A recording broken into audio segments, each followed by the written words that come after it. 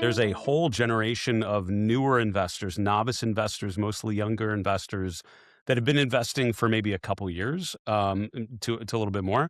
And in their limited experience, bull markets are driven by growth stocks. Bull markets are driven by earnings growth potential from technology and communications, and that's the story, right? That's it. And so they haven't seen a bull market where it's not growth leading.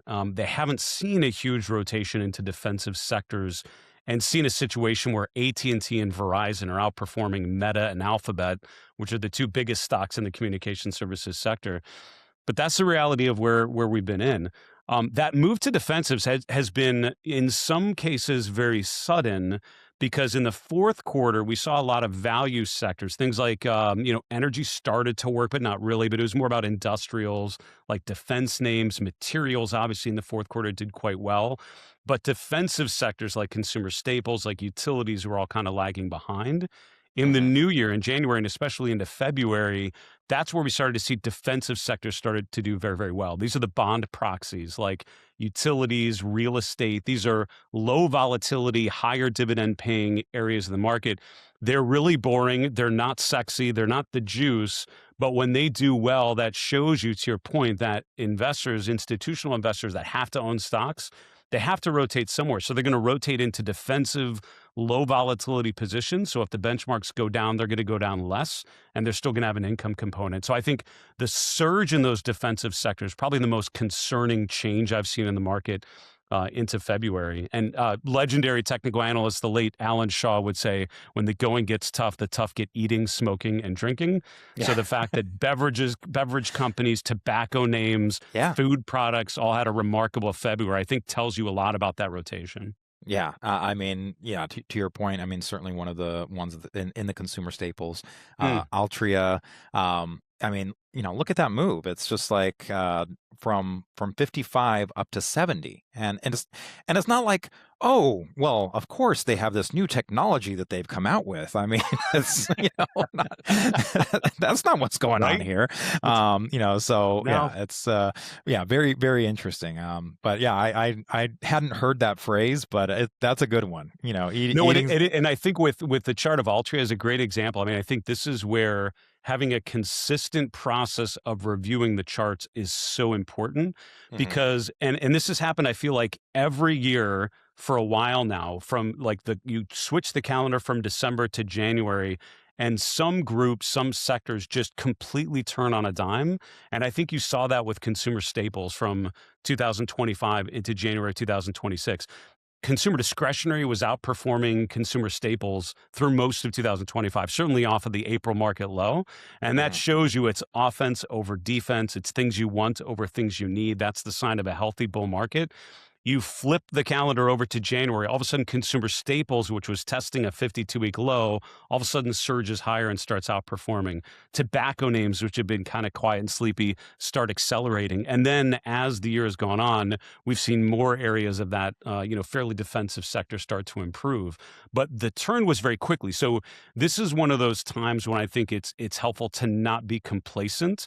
If you Yeah. just assume that whatever trend was in place last month is going to continue, you miss some of the most important rotations in the last couple months. And I think the surge in defensive sectors has been a big one. Mhm. So let's talk a little bit about strategy. So how do Yeah. you go about setting yourself up? What kind of I guess routines do you set yourself up for to be aware of this? Because again, it's very easy, even if it's not complacency, like you're just looking in the wrong places, Yes. sometimes. Yeah. So how do you kind of build into your routine something that allows you to not miss these? And also, I guess the other part too, because we've had a lot of these kind of trends. I'm just going to use the Russell 2000 as an example. I'm Hmm. going to pull up IWM and I'm going to go to the weekly chart because it did feel like for a while here there were a lot of false starts. Yeah. This looked like it wanted to go so many times. In 2024, it kept on breaking out, and the trend would last maybe 3 days. Maybe you'd get a week out of it, and then it would base again. So Yeah.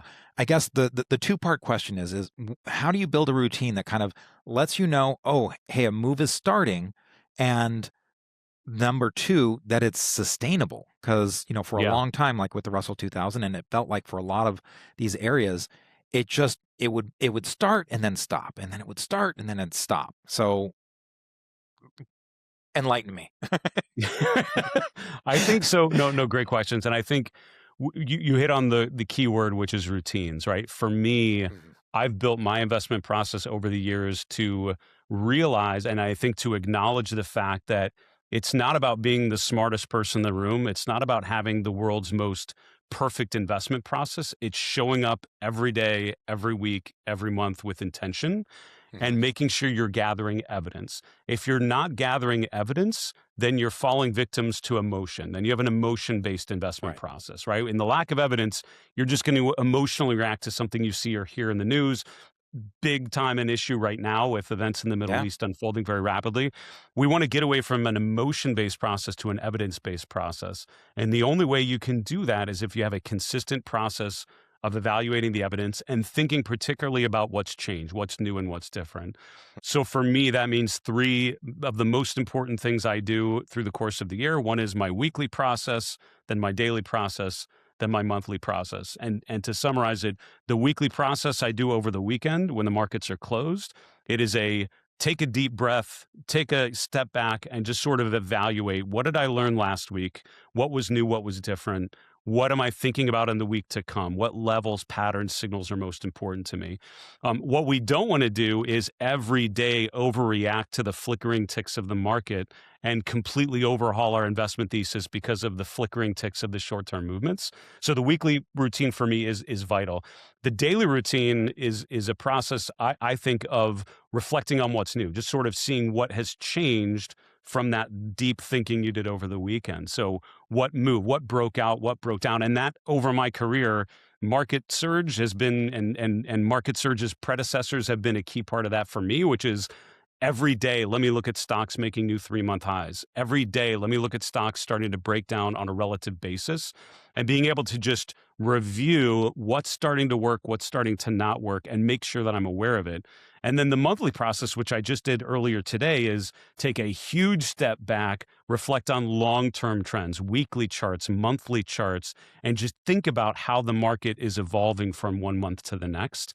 So I would say for a lot of investors, the problem isn't that their crystal ball is broken or they need a better, more shiny one. It's just they don't have consistent routines. And so Yeah. inconsistent routines lead to inconsistent returns in my experience. Hmm. Such wise words. And I want to kind of drill down on a couple things because Mm, I absolutely believe the evidence based approach. mm, It's just so important. Gather the data, really kind of look. But I guess one problem sometimes is um, we have a tendency to sometimes seek evidence that maybe maybe goes towards our thesis.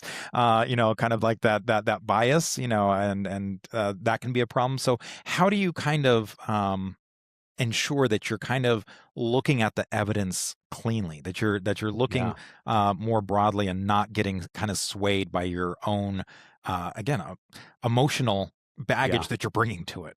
You're alluding to one of the most, I think, painful and frustrating of the behavioral biases, which is confirmation bias, right? Right. So, what we want to do, to your point, is we want to gather evidence and then make our decision based on the weight of the evidence. But we usually and often can get that backwards, where we make our decision first and Hmm. then we gather evidence to raise conviction on a decision we've already made. So, our Yeah. evidence gathering process is more to nurture our fragile egos and less to make a better, more informed decision. Hmm. So, how do we fix that? Two things that come to mind. Number one, the consistency is a huge help Yeah. because when you do it inconsistently, right? If I just decide, uh-oh, the markets are changing, I might want to check in, you're already probably you've heard something, you've seen something that's caused an emotional response, and now you're looking to charts, you're looking to gather evidence, as a way of helping you process those emotions. And so you're already setting yourself up for failure. But if every day you look at the same set of charts, it's less about an emotion because you're going to show up every day and just evaluate what's new, what have the lines done differently, what's broken out, what's broken out. And it's more about the changing evidence from one day to the next, from one week to the next, and less, so I think it's the intention with which you're approaching that process is key. And then I think the second part, to be honest with you, and this is something I always suggest to, people just getting started, is write things out, like old school pencil and Yeah. paper. What are the things that you would help you decide that I need to be bullish on this stock or bearish on this market or whatever it is, and then write out the answers, literally hand write them out, because it's very easy for us to tell little white lies in our head, but it's hard for us to write that down and sort of say, it doesn't look good. So writing it out, right? Is the trend up or down? It's up. Okay, good. That I've confirmed it. And then over time, hopefully you become comfortable enough with that and have a humility and an honesty to what you're doing that you don't need to write it down by hand anymore. And hopefully I'm past that formative process as an investor. But early on, that helped me a great deal. And when I've taught technical analysis at the college level, I've told people, write out the answers to these 7 questions and show me the answers. Then you can tell me whether you're bullish or bearish. We love to get to the conclusion before we gather enough of the evidence. So I think having a consistent process helps that. I think writing down and literally pencil and paper, don't forget the value of just putting it down like that. That has a magical impact, using the pencil and paper, connecting it to our thoughts. Yeah, no, I'm with you. And in fact, sometimes if I find myself struggling, sometimes you have to go back to the basics, right? And so, yeah, while I would love to believe that I'm above that, and I've matured enough to be beyond that, sometimes I feel like that's what I have to do. And Yeah. Bill O'Neill, the founder of Investors Business Daily, he loved sports analogies, and especially baseball. He would liken it to spring training for baseball players, right? What Yeah. do? They go and they work on their batting stance. They work on fielding ground balls and, just all the basics. That's what they do. And you're like, Yeah. these guys are paid millions of dollars. Don't they know this? Well, yeah, of course they do. But, or even looking at John Wooden, who was, starting a practice with, this is how we're going to put on our shoes. We start with our socks, and this is how we put on our socks. And you're like, come on, these are grown men, that are, 7 feet tall in the case of Kareem Abdul-Jabbar. I mean, you're really going to teach them this? And that's what he did. It was back to basics. So yeah, I think that there is a value to sometimes taking that step back.